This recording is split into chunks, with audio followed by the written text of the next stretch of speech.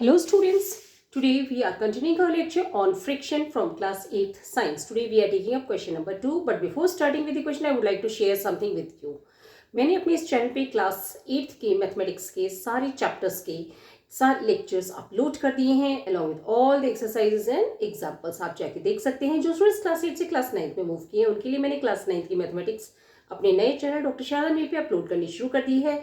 साथ ही साथ class 10th के मैथमेटिक्स के लेक्चर्स भी मैंने अपलोड करने शुरू कर दिए हैं. आप जाके देख सकते हैं. I hope they are useful to you. You can share with your friends. So today we are taking up question number 2. 4 children were asked to arrange forces due to rolling, static and sliding frictions in a decreasing order.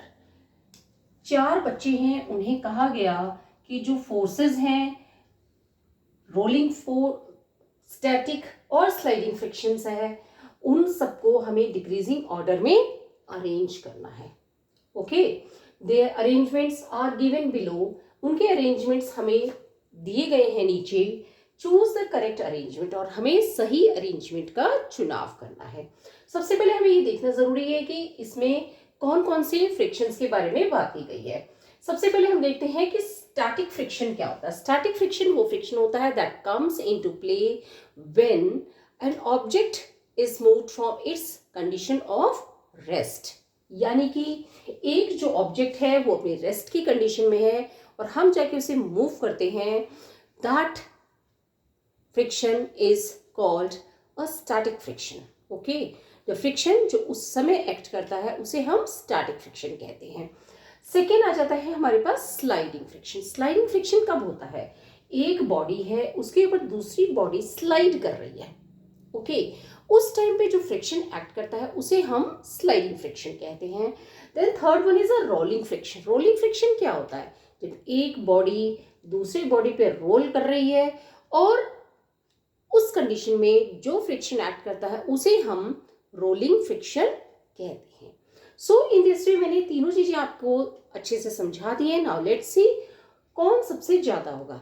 सबसे पहले हमने देखा कि static friction में क्या होता है. एक बॉडी एट रेस्ट है जिसे हम मूव करने की कोशिश करते हैं, तो जो फ्रिक्शन वहां एक्ट करता है उसे हम स्टैटिक फ्रिक्शन कहते हैं.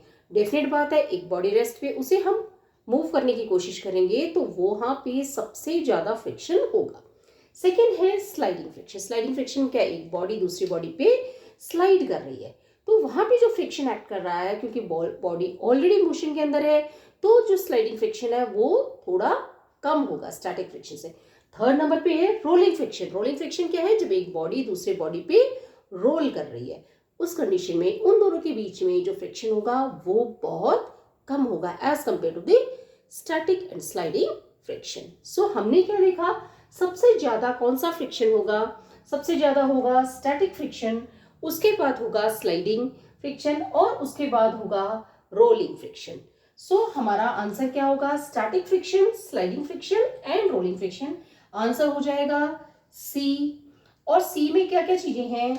सबसे पहले है स्टैटिक फ्रिक्शन